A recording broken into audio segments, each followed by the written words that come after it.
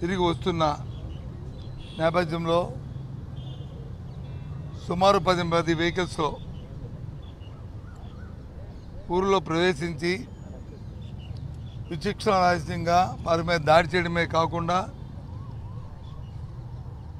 దూషిస్తూ వారిని లిటరల్గా అక్కడ మొట్టుపెట్టడానికి హత్య చేయడానికి ప్రయత్నం చేస్తున్న నేపథ్యం గవర్నర్ గారి దృష్టికి తీసుకొచ్చాం. ఇది ప్రజాస్వామ్యమా? ఎప్పుడైనా ఈ రాష్ట్రంలో ఇలాంటి అకృత్యాలు జరిగాయా? ఒకసారి ఆలోచించమని చెప్పి వారిని దీని మీద తక్షణమే చర్య తీసుకోవాలని చెప్పి మనం కోరడం జరిగింది. రమేష్ యాదవ్ 15 వర్గం వాడు, ఒక బీసీ. ఆయన ఎన్నికల్లో ఆయన దగ్గరికి వెళ్ళి తిరిగి వెనక్కి వస్తున్నప్పుడు 10 వెహికల్స్ని పోలీసు కూడా ఆ గ్రామంలో ఉన్నారు. పొలిమేరలో లోనకి వెహికల్స్ పంపిస్తున్నప్పుడు వాళ్ళు వాటిని ప్రివెంట్ చేయవలసిన ఆవశ్యకత ఉందా లేదా అని గవర్నర్ గారిని కోరాం. ఏమీ చేయకుండా నిర్లక్ష్యంగా పోలీసు అండ్ తెలుగుదేశం కార్యకర్తలు కలిసి కుమ్మక్కై ఈ ఇన్సిడెంట్కి ప్రయత్నం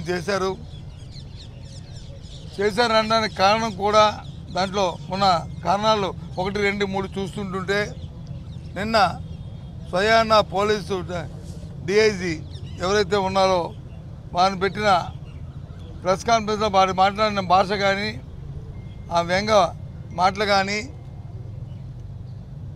చూస్తుంటే తేడతెల్లమవుతుందండి. ఇదిగో చూడండి ఆయన ఏం మాట్లాడారని అవన్నీ కూడా గవర్నర్ గారికి చూపడం జరిగింది. ఫ్రీ అండ్ ఫెయిర్ ఎలక్షన్ జరగడమే కాకుండా అసలు రాష్ట్రంలో చెల్లిస్తున్న శాంతి భద్రతల మీద తమ దృష్టి పెట్టాలి. మీరు చెప్తుంటారు కదా, ఇది మీ ప్రభుత్వం, మన ప్రభుత్వం, ఇది నా ప్రభుత్వం, దిస్ మై గవర్నమెంట్ అని. మరి మీ గవర్నమెంట్లో ఏ రకంగా జరుగుతున్నాయో ఆలోచించండి. చట్టాన్ని ఏ రకంగా చేతుల్లో తీసుకొని చట్ట వ్యతిరేకంగా ఏ రకంగా ప్రవర్తిస్తుందో ఈ ప్రభుత్వం, ఈ దుష్ట ప్రజలను ఏ రకంగా చేస్తున్నారో ఆలోచించమని చెప్పి వారిని కోరడం జరిగింది. వారు స్పందించారు. దీని మీద ఇంకోటి కూడా చెప్పాము. నేను రోజున ఎలక్షన్ కమిషన్ కూడా కలిసాము. వారికి కూడా రిప్రజెంటేషన్ మా పెద్దలందరూ ఇచ్చారు. చట్ట ప్రకారం ఎన్నికలు న్యాయబద్ధంగా జరగాలి, ఫెయిర్ ఎలక్షన్ జరగాలని చెప్పి మనం కోరడం కూడా జరిగింది. ఆ విషయాన్ని కూడా వారి దృష్టికి తీసుకొచ్చాం. మీరు కూడా ఇంటర్వ్యూని అయ్యి ఆ ఎలక్షన్తో పాటు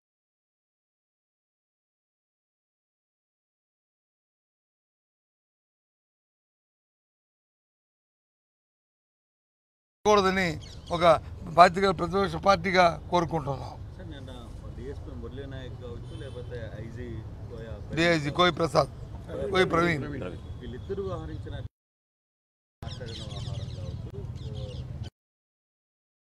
దాని మీద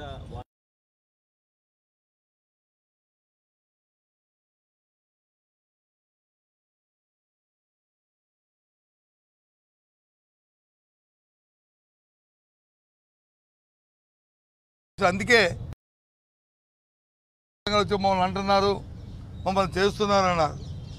ఇవాళ నిజంగా చెప్తున్నాను, నిన్న ప్రవీణ్ ఆ డిఎస్పీ, మీరు చెప్పిన డిఎస్పీ ఆయన మాట్లాడిన పోలీస్ సంఘం రియాక్ట్ అవ్వాలి.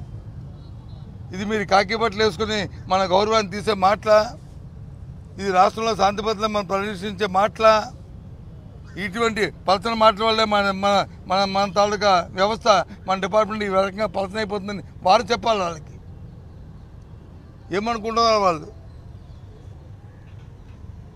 అన్ని సంవత్సరాలు ప్రజాస్వామ్యంలో ఎప్పుడు ఒకలాగా ఉండదు, అధికారులు ఎప్పుడు ఒకలాగా ఉండవు.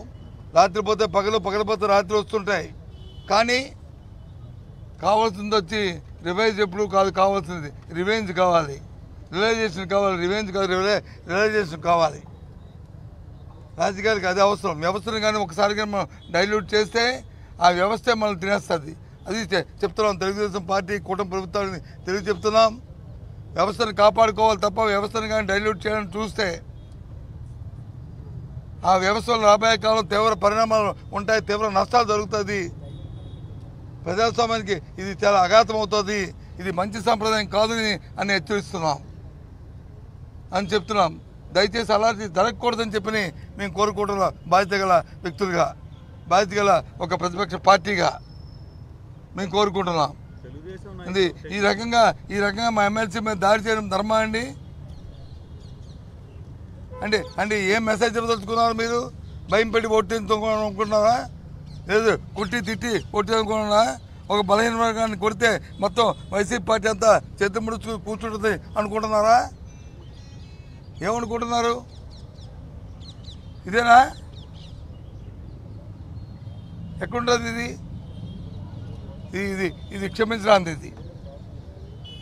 దీని మీద ఇప్పుడుకొచ్చి యాక్చువల్గా ఆ పార్టీ తాలూకా రావాలి, కూటమి తాలూకు వివరణ రావాలి, వాళ్ళ తాలూకా వాళ్ళ మాట రావాలి, వాళ్ళ పార్టీ నుంచి దీన్ని ఖండిస్తూ రావాలి. ఇంతవరకు రాలే అంటే వాళ్ళు ప్రోత్సహిస్తున్న లెక్కే కదా ఇది, వాళ్ళు చేస్తున్న లెక్కే కదా ఇది. వాళ్ళకి సంబంధం లేకపోతే ఈ రకంగా చేస్తారండి. ముందు రోజు వచ్చి ఒక ఇన్సిడెంట్ చేస్తారు, మర్నాడు వచ్చి మా ఎమ్మెల్సీ మా నాయకుల మీద చేస్తారు. అంటే ఆగిపోతాయి అనుకుంటున్నారా?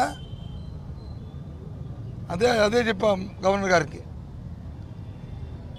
ఈ రాష్ట్రంలో ఇక్కడే కాదు రాష్ట్రం మొత్తమే శాంతిభద్రత క్షీణించే అనే విషయాన్ని అని చెప్పడం జరిగింది.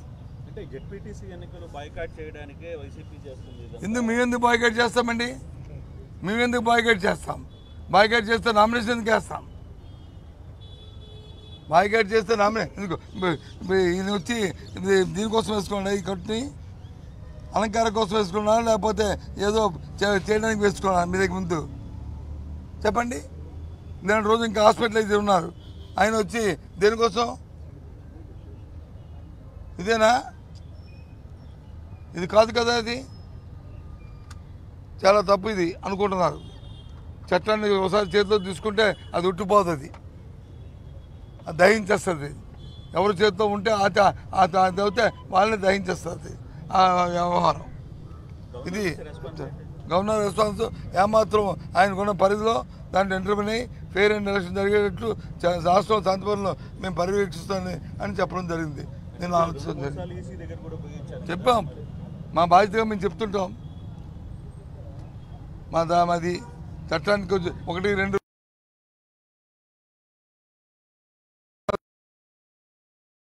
ఏంటో అని